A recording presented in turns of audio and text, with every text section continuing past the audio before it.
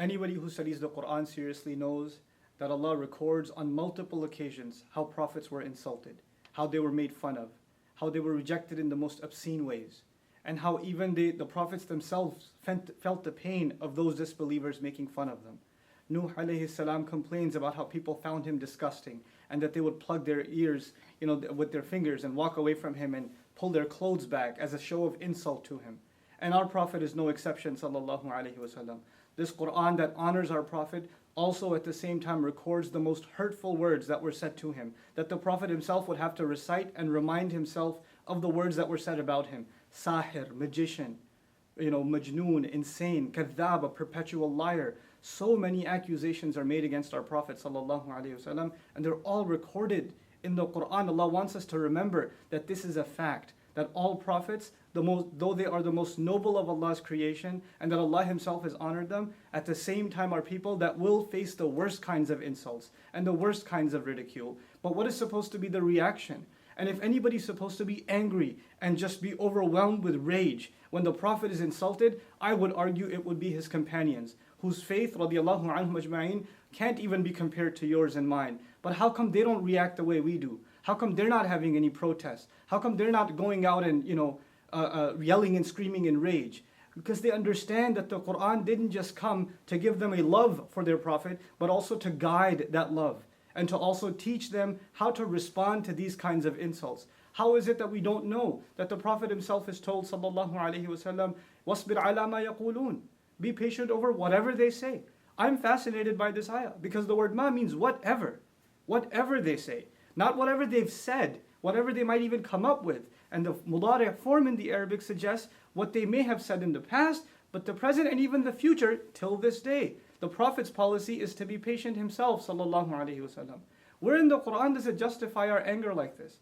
And actually, is our anger even justified? If anything, I argue, the one thing we should feel towards those who hate us and make hateful speech towards Muslims is sorrow. We should feel sorry for these people. They can't hurt the Prophet. They can't take away his honor. It was given from the sky. It was given from Allah. Nothing on earth can take it away. No article, no cartoon, no film, no speaker, no hate speech, no form of art. It's not going to take away the dignity of our Prophet sallallahu alaihi wasallam.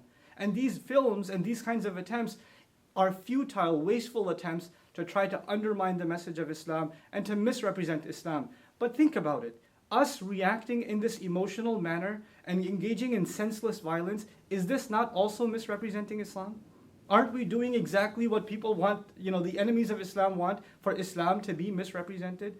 If anything makes me angry, it's the anger at our own selves that we don't understand the policy of the Quran and how to respond to insults. Idfa' billati hiya ahsan. Respond with that which is best.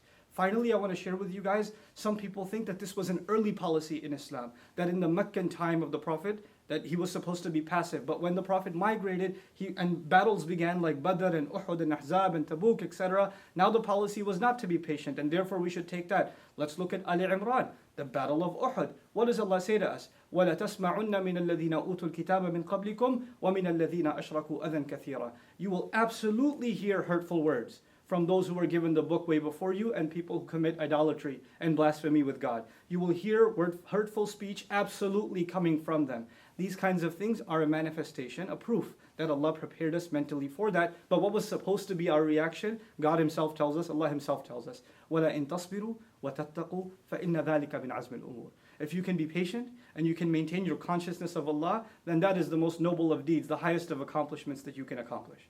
That is supposed to be the reaction of the Muslim. This video was watched by 30 people? This loser and his cousins? Before we gave it support. We made it popular. We're the ones that are giving it more flame. And I want to end with this. In school, bullies tease the kid that they know takes the teases and gets, he shows a reaction. The more we react in this way, the more we're encouraging others to, pursue more hateful speech. We have to learn to respond in mature, civil, and higher discourse the way the Quran and the Sunnah of our Messenger, the legacy of our Prophet, expects from us.